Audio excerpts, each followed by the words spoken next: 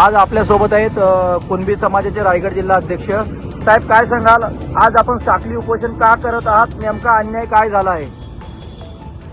रायगड जिल्ह्यातील रोहा तालुक्यातील आंबेवाडी वरसगाव कोलाड येथील उड्डाण पुलाखालील अंडरपासचा प्रश्न गेल्या काही दिवसापासून प्रलंबित आहे. खरं तर गेल्या 20 वर्षापासून हा महामार्ग रखडलेला आहे. याच्यामागे केंद्र सरकार, राज्य सरकार जाणून बुजून दुर्लक्ष करत आहे, अशी येथील जनमानसातील जनतेची प्रतिक्रिया आणि भावना आहे.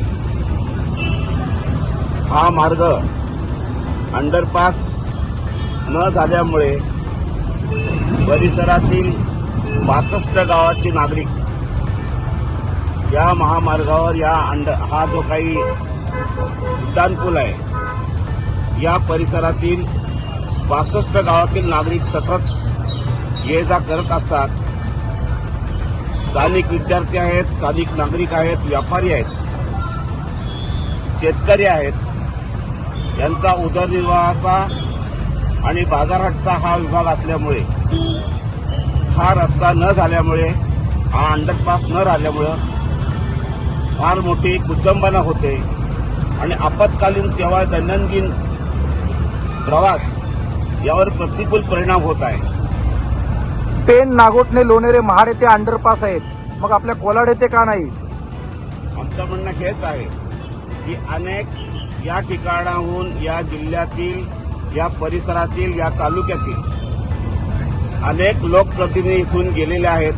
नवे नवे इथले स्थानिक आहेत, परंतु संपूर्ण प्रश्नाची जाणीव असून सुद्धा अद्यापर्यंत या बाबतीमध्ये त्यांच्याकडून म्हणावे तसे प्रयत्न झाले नाहीत.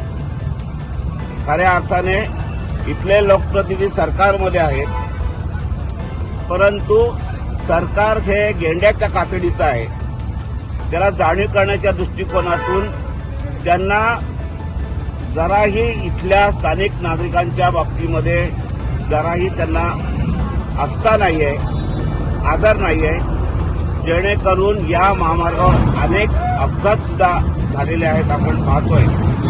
आमची एवढीच विनंती आहे या बाबतीमध्ये की खऱ्या अर्थाने जनतेला न्याय देण्याच्या दृष्टिकोनातून सरकारने जागं व्हावं आणि आमच्या या परिसरातील नागरिकांना, विद्यार्थ्यांना हा अंडरपासचा प्रश्न सोडवून निश्चितपणे सहकार्य करावं, अशी मी रायगड जिल्हा कुणबी समाजाचा अध्यक्ष या नात्याने कळकळीची विनंती करतो.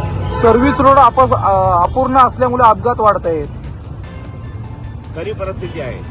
मी अगोदरच म्हटलंय आपल्याला की या ठिकाणी अशा अस्ताव्यस्त आणि अपुऱ्या रस्त्यामुळे बरेचसे अपघात सुद्धा झाले आहेत.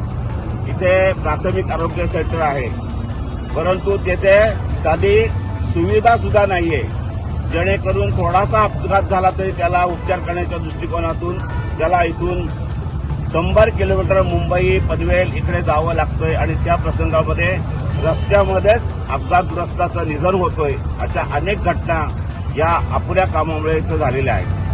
घाटांवर झाकण नसल्यामुळे नागरिकांच्या जीवाला धोका आहे.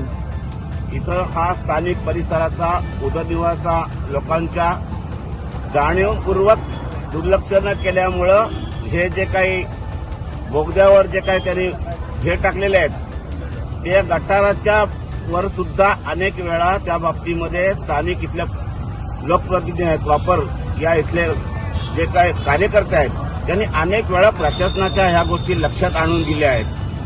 कधी कधी तर आमचे स्थानिक नागरिक त्या गटात पडलेले सुद्धा आहेत.